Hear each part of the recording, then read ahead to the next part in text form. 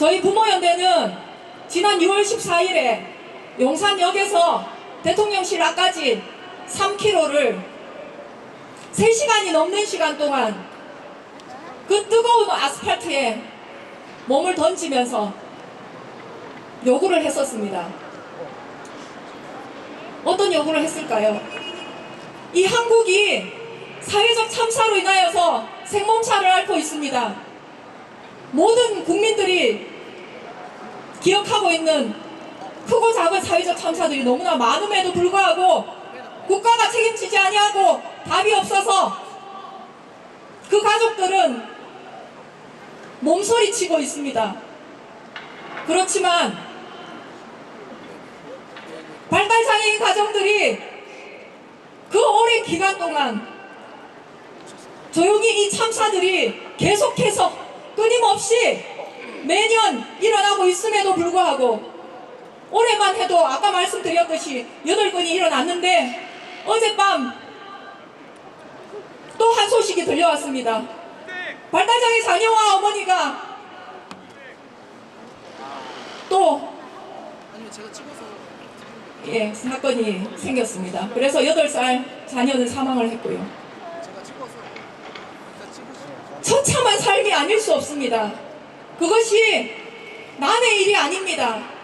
우리가 요구하고 또 요구해도 그 참사를 막을 수가 없습니다. 국가가 이제는 대답을 해야 합니다. 지자체가 대답을 해야 합니다. 우리는 죽지 않기 위해서, 인간답게 살기 위해서 이 자리에 모였습니다. 저는 발달장애 자녀를 기르면서 매일같이 매분 매초 인간답게 사는 것이 과연 무엇인지를 생각하며 살고 있습니다. 결국은 하나더라고요. 제주도에서부터 경남, 울산을 거치면서 경북까지 모든 어머님들이 임모와 말하기를 분리 배제된 장애인들이 사회 통합되고 이 발달장애 가진 내 자녀가 내가 없는 세상에서 이 지역사회에서 당당한 한 일원으로 살아갈 수 있도록 만드는 것, 그것이 인간답게 사는 것이라는 걸 저희는 말씀드리고 싶습니다. 지역사회에서 인간답게 살기 위해서는 혼자서 주거에서 살아갈 수 있는 지원 서비스가 있어야 합니다. 우리 대구에서도 그것을 요구하고 있지만 전혀 받아들여지지 않고 있습니다. 또한 여기에 계신 우리 어머님들이 정말 투쟁하며 특수교육법을 만든 지 20년이 다 돼가지만 물리적인 통합을 넘어서서 제대로 된 온전한 통합교육이 이루어지지 않고 있습니다. 올여름에 교육부 앞에서 저희가 기자회견을 한 적이 있습니다. 그때 피플 퍼스트 한 청년이 발언을 하면서 본인이 학교를 졸업한 지 10년이 가까워오지만 그때의 고통스러운 기억은 지금도 생생하고 잊을 수 없다고, 학교 내에서 괴롭힘을 당하고 모욕과 조롱을 당하고 학대를 당하고 수업에서도 소풍에서도 운동회에서도 항상 분리와 배제를 당해온 그 고통을 지금도 트라우마로 남아있고, 정말 후배 동생들은 그런 일을 결코 겪지 않았으면 좋겠다고 하는 말을 듣고 얼마나 가슴이 아팠는지 모릅니다. 아, 내 자녀들도 저렇게 고통을 겪었겠구나. 그 기억들이 지금도 생생하게 남아있겠구나. 온전한 통합교육을 위해서 우리는 계속해서 싸울 것입니다. 또한 장애인 자녀들이 자립을 하기 위해서는 일자리가 있어야 합니다. 무능으로 낙이 찍혔던 우리 발달장애 당사자들, 정말 제대로 자기가 하고 싶은 일, 할 수 있는 일, 그것으로 노동의 가치를 인정받으면서 일을 하고 싶습니다. 그럼에도 불구하고 우리 윤 정부가 어떻게 했습니까? 중증장애인 지역 맞춤형 일자리 23억이라는 정말 크지 않은 집 한 채 값도 안 되는 그 예산을 깎음으로 인하여서 187명의 노동자들이 어느 날 갑자기 집으로 돌아가게 됐습니다. 또한 대구의 이곳에서는 발달장애인 자립지원 사업이 내년 예산의 15%가 깎였습니다. 일자리, 비장애인들이 정말 이 일자리가 맞으면 바꾸고 아니면 유지하는 그런 단순한 돈 버는 수단이 아닙니다. 장애인에게 있어서 일자리, 자신의 효능감을 찾고 지역사회에 당당하게 통합할 수 있는 한 수단이고 부모로부터 자립할 수 있는 기반이 될 수 있는 정말 생명과토 같은 일자리입니다. 그런 일자리를 야멸차게 예산을 삭감하고 그들이 집에 가게 만드는 그런 정부에 우리는 목소리를 높여서 계속 투쟁할 것입니다. 우리 자녀들이 인간다운 삶을 살 수 있도록 지역사회 자립생활의 권리, 노동할 권리, 통합교육을 받을 권리, 우리가 끝까지 투쟁할 것입니다. 오늘 오체 투지를 통해서 이 많은 대구 시민에게 그것들을 알려낼 것입니다. 중증장애인 지역 맞춤형 일자리 187명 싹둑 잘랐댔잖아요. 23억밖에 안 되죠. 윤석열 대통령 하기도 싫습니다. 말을 외국 나가는데 얼마나 들겠습니까? 언론에서 보니까 500억 들었다 하더라고요. 한 번만 안 나가면 해결해 주시는데 그죠?